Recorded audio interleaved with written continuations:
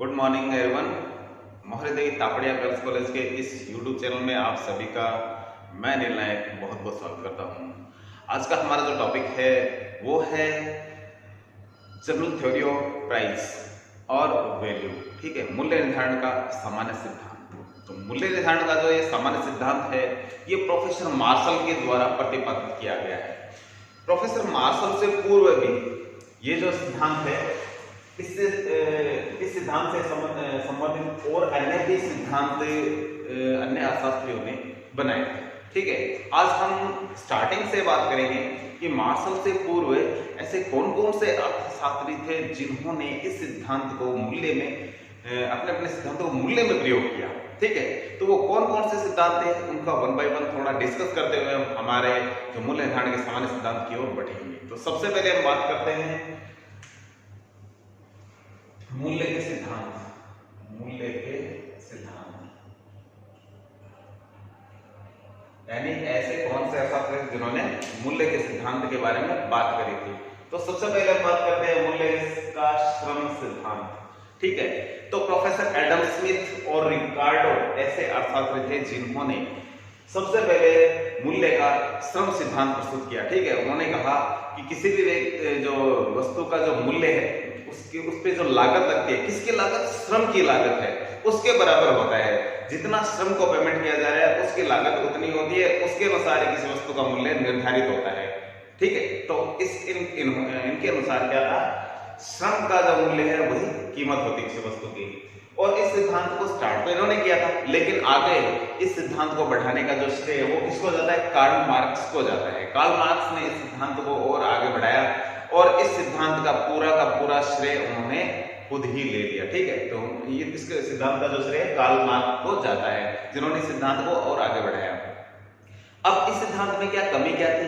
ये थी कि केवल इन्होंने मूल्य निर्धारण में केवल श्रम का ही यूज किया था। ठीक है, उत्पत्ति के जो अन्य साधन है, ठीक है, भूमि, पूंजी, श्रम, साहस, ठीक है, संगठन, ठीक है, इसको हम प्रबंध के रूप में मानते हैं, बाकी अन्य का इन्होंने कहीं नाम नहीं लिया। तो इसलिए ये सिद्धांत है जो क्या हो गया? बिल्कुल एक पक्षीय हो गया। ठीक है, तो इस तरीके से ये सिद्धांत है जो अपरिपूर्ण माना गया। इसके बाद में जो उत्पादन लागत सिद्धांत, ठीक है, ये जो इसी सिद्धांत का, ठीक है, कौन सा? मूल्य श्रम सिद्धांत का ही एक सुधरा हुआ रूप था। ठीक है, तो इन्होंने जो कार्ल मार्क्स जैसे अर्थशास्त्री थे उन्होंने क्या किया? उनके साथ में जो थे उन्होंने इस सिद्धांत का और इस सिद्धांत को और आगे बढ़ाया और इस सिद्धांत को भी अप्लाई किया। इस सिद्धांत के अनुसार क्या था कि इस सिद्धांत में उत्पत्ति के जो सबसे पहले सिद्धांत में केवल श्रम की बात की जा रही थी, उसको छोड़ करके अब क्या कर रहे हैं कि उत्पत्ति के जो और साधन होते हैं ना, कौन कौन से? भूमि, पूंजी, साहस, प्रबंध, जिसे हम संगठन भी बोलते हैं। ठीक है, तो इन सभी का रोल भी इन्होंने बताया कि इनका भी रोल होता है।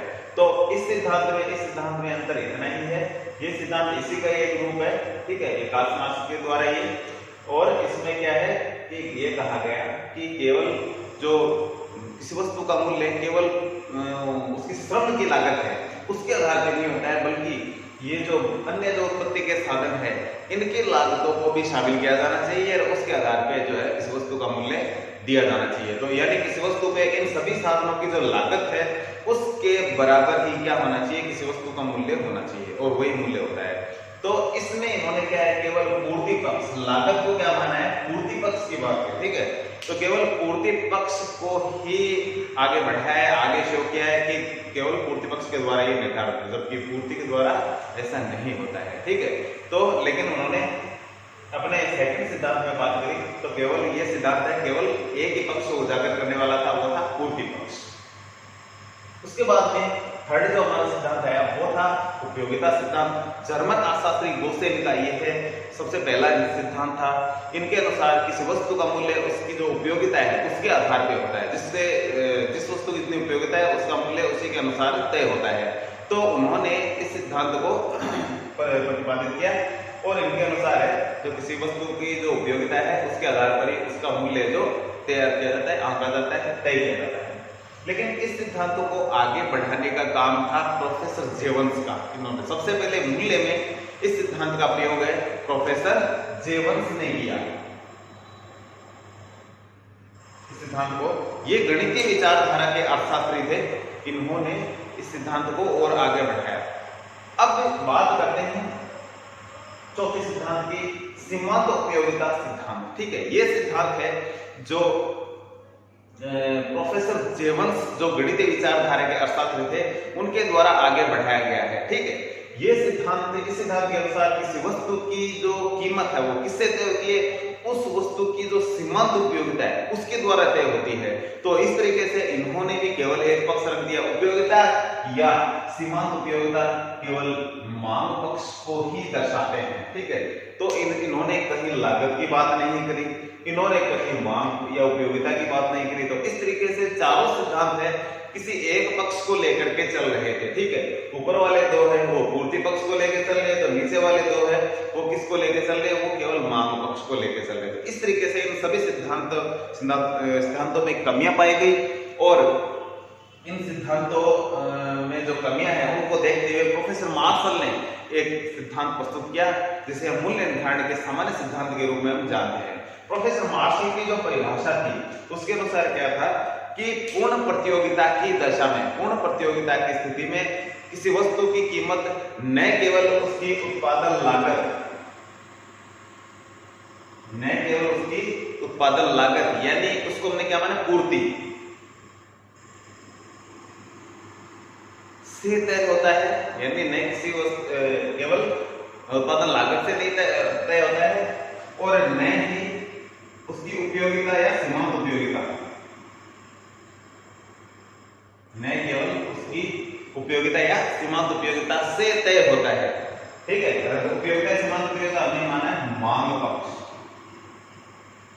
यानी केवल एक पक्ष के द्वारा यह सिद्धांत पूर्ण नहीं होता है, न तो ये केवल लागत या पूर्ति के द्वारा अथवा दूसरा टॉपिक है उपयोगिता या मांग पक्ष। ठीक है, किसी अकेले के द्वारा यह सिद्धांत है जो लागू नहीं होता है। तो इस सिद्धांत को लागू होने के इन दोनों ही तत्वों की आवश्यकता होती है। जहां मांग और पूर्ति बराबर होंगे वहीं किसी वस्तु का मूल्य निर्धारित होता है। ये था प्रोफेसर मार्शल का कहना। तो उनके अनुसार किसी वस्तु का मूल्य केवल मांग के द्वारा या पूर्ति के द्वारा नहीं होता है बल्कि इन दोनों ही के द्वारा, ठीक है, जो सम में तय होता है वहीं किसी वस्तु का प्राइस तय होता है। ठीक है, और कहाँ होता है सम में, जहां ये दोनों बराबर हो जाते हैं। तो इस तरीके से इनकी एक डेफिनेशन थी। तो इसके बाद में जो प्रोफेसर मार्शल की एक परिभाषा आती है, बहुत ही अच्छी सुंदर परिभाषा है इनकी। इन्होंने जो मूल्य के जो सामान्य सिद्धांत के बारे में जो अपनी डेफिनेशन दी है उसको थोड़ा और अच्छे से एक शानदार प्रस्तुति देते हुए एक परिभाषा होती जो अच्छे भी लगेगी और अच्छे से समझ में भी आएगी। इन्होंने अपने सिद्धांत को कैंची के दो फलकों से तुलना कर ली है। कैंची, ठीक है, कैंची का एक फलक होता है ऊपरी और दूसरा नीचे का। कैंची के दो फलक होते हैं, एक तो ऊपर वाला फलक होता है इस तरीके से कैंची कट, और एक होता है नीचे का फलक। तो इन्होंने एक को माना मांग, ऊपरी फलक मान लिया मांग और नीचे वाले को मान लिया पूर्ति। इन्होंने कहा कि कागज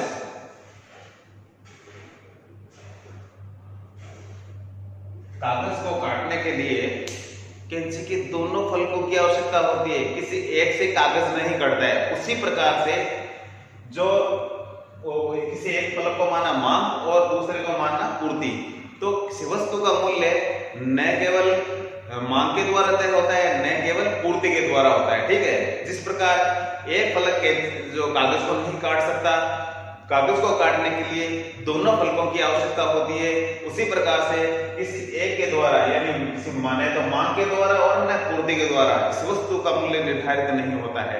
तो इस तरीके से इन्होंने अपने डेफिनेशन दी कि कैंची का ऊपरी फलक कागज को काटता है या निचला फलक कागज को काटता है। ठीक है, ये स्वाभाविक रूप से हम क्या है इस विवाद में पढ़ सकते हैं कि किसने कागज को काटा, लेकिन जब दोनों काटेंगे एक दूसरे को तब कागज कटेगा, दोनों मिलेंगे तब कटेगा। इसका मतलब दोनों फलकों का उसमें योग है, कागज को काटने में दोनों फलकों का योगदान रहता है। इसलिए इसी प्रकार से जो दोनों फलक है, एक को माना था मांग और एक को माना था पूर्ति, और दोनों फलक चलेंगे तभी कागज कटेगा, अर्थात इसका मतलब क्या है कि समय का निर्धारण होगा। तो इसलिए जो मूल्य के निर्धारण के जो सिद्धांत के रूप में जो सामान्य चीज ये आती है कि केवल किसी एक पक्ष के द्वारा कीमत का निर्धारण नहीं होता है, बल्कि दोनों ही पक्षों के द्वारा जो कीमत का निर्धारण किया जाता है। तो इस प्रकार से इन्होंने अपनी डेफिनेशन दी है जो कैंची के फलक के द्वारा इन्होंने समझाया है कि कैंची के दोनों फलक चलेंगे तभी कागज कटेगा, अर्थात मूल्य का निर्धारण होगा। दोनों फलक का मतलब है एक को मांग एक को पूर्ति दिया है, दोनों मांग और पूर्ति के द्वारा ही ये जो कीमत है निर्धारित होती है। तो इस तरीके से इन्होंने अपने सिद्धांत को आगे बढ़ाया और इन्होंने एक तालिका के द्वारा स्पष्ट किया है। तालिका से पहले मैं आपको बता दूं कि इन्होंने इस सिद्धांत की व्याख्या,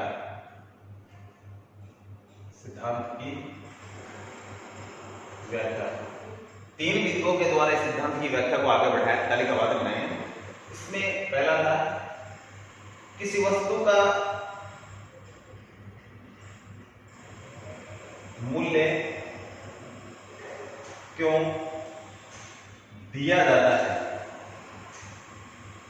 किसी वस्तु का मूल्य क्यों दिया जाता है। हम लोग कोई चीज खरीदते हैं तो हम उसकी कीमत क्यों देते हैं, हम क्यों देते हैं, क्योंकि उसमें क्या होती है, उपयोगिता होती है। किसी वस्तु में उपयोगिता होती है तभी हम उसका मूल्य चुकाते हैं, तभी हम उसको खरीदते हैं। तो क्यों दिया जाता है, क्योंकि उपयोगिता,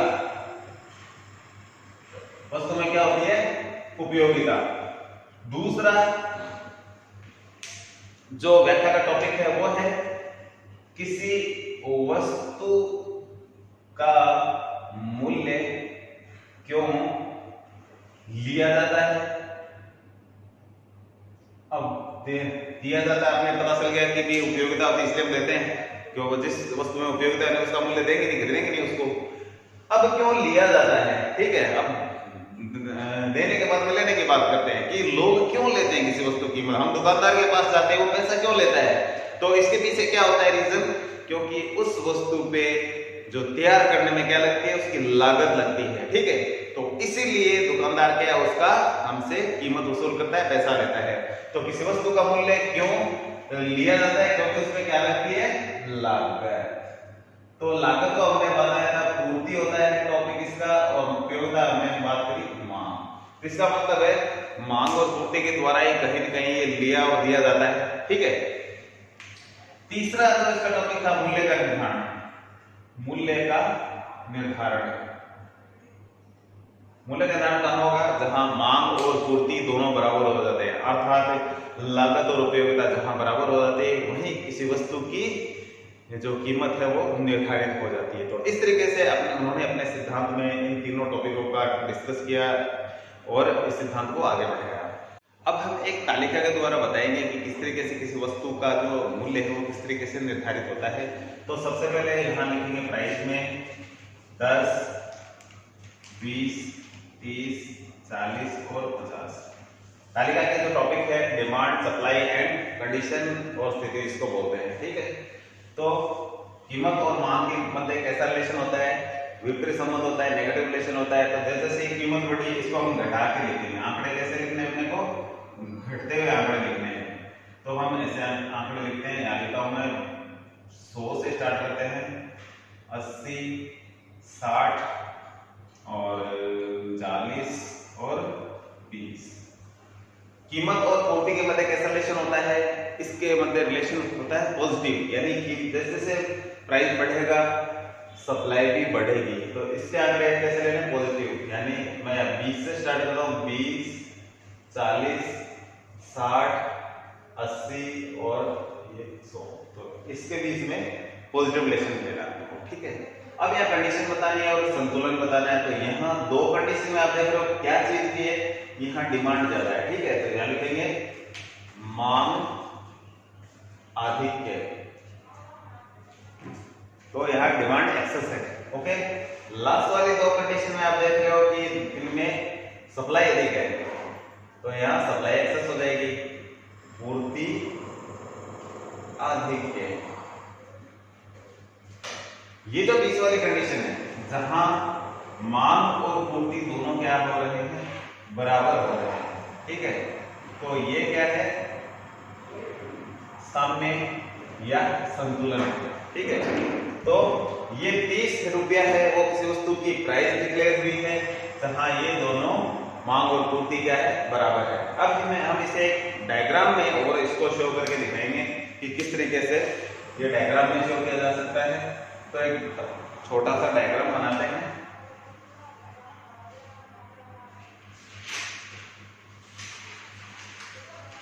सबसे पहले हम इधर लिखेंगे कीमत, इधर लिखेंगे मांग एवं पूर्ति मात्रा। मांग और पूर्ति मात्रा हमारी कितनी हाईएस्ट लिखेंगे, 20 से 100 तक है, तो समानांतर करते हुए लिखेंगे 20, 40, 60, 80 और 100। तो इस तरीके से अंतर समान होना चाहिए। फिर इधर कीमत 10 से स्टार्ट करना है, 10, 20, 30, 40, 50। तो इस तरीके से हमने आंकड़े लिख दिए। अब हम मांग और पूर्ति के जो आंकड़ों के द्वारा हम डायग्राम बनाएंगे। सबसे पहले देखते हैं मांग के बारे में। तो 10 रुपए पे 100 है, 10 पे 100, इस तरीके से 10 के सामने और 100 के ऊपर एक बिंदु बनाएंगे, ठीक है। तो इस तरीके से 100 के ऊपर एक बिंदु बनाना है। 20 पे 80 है, तो 20 के सामने और 80 के ऊपर इस तरीके से एक बिंदु बनाना है अपने को। 60 पे कितना है, 30 है, ठीक है, तो 30 के सामने और 60 के ऊपर। फिर 40 पे 40, तो इस तरीके से 40 के ऊपर और 40 के सामने हम बिंदु बनाएंगे। फिर 20, यहाँ है 50 पे 20। तो इस तरीके से ये जो आपको इन सभी को मिलाना है, ठीक है। तो ये मिलाने से जो वक्र बनेगा इसको कहेंगे हम डीडी। अब हम बनाएंगे सप्लाई वक्र। सप्लाई वक्र देखने के लिए 10 पे कितना है, 20 है, तो 10 पे 20 है, तो यहाँ हम 10 के सामने 20 के ऊपर एक बिंदु बनाएंगे। फिर 20 पे है 40, तो इस तरीके से 20 के सामने 40 के ऊपर, 30 पे है 60, यहीं आ जाएगा, और 80 पे है 40, तो इस तरीके से आ जाएगा, और 100 पे है 50। इस तरीके से जिस कीमत पे जो आंकड़ा आ रहा है वो हमने टिक मार के ऐसे किया हुआ। अब इन सभी को मिला देते हैं।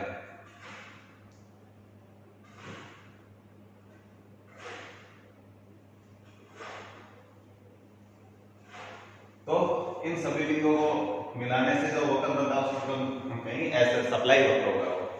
दोनों साइड में नीचे मिला देते हैं, इधर और इधर।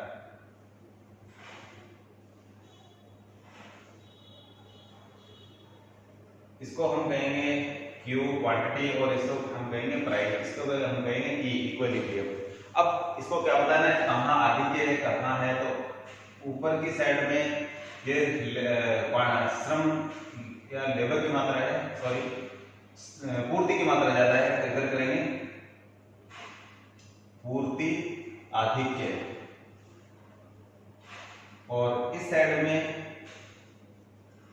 जो किसकी मात्रा ज्यादा है वो है मांग आधिक्य, ये है साम्य। तो इस तरीके से आप डायग्राम में सारी चीजें बता सकते हो, ठीक है, और डायग्राम को डिस्क्राइब भी कर सकते हो। सबसे पहले बताओगे डी क्या है, एसएस क्या है, ठीक है, ई संतुलन है जहाँ ओपी कीमत पर ओपी मात्रा का निर्धारण होता है, ठीक है। तो संतुलन कहाँ होता है, जहाँ मांग वक्र और पूर्ति वक्र एक दूसरे को काटते हैं। तो इस तरीके से इन सभी को डिस्कस करना होता है अपने को। आप यहाँ सीधे भी बना सकते हो, ठीक है, आंकड़ों के बिना भी बनाया जा सकता है। ये किस तरीके से बना सकते हो आपको पता है कि मांग और पूर्ति वक्र कैसे होते हैं, तो आप सीधे भी बना सकते हो। सीधे कैसे बनाना है, वो एक सो खींचिए, इधर लिखेंगे कीमत, इधर लिखेंगे मांग एवं पूर्ति मात्रा, ठीक है। ये मांग वक्र बनाया, ये सप्लाई वक्र बनाया, जहां काटा ये क्वांटिटी तय हो गई, ये इक्विलिब्रियम हो गया, इस तरीके से प्राइस। तो इस तरीके से भी आप सीधे बना सकते हो। ऊपर की साइड में क्या है, इधर हम थोड़ा सा ये इस तरीके से शो कर देंगे, ये पूर्ति है इस साइड में अधिक है,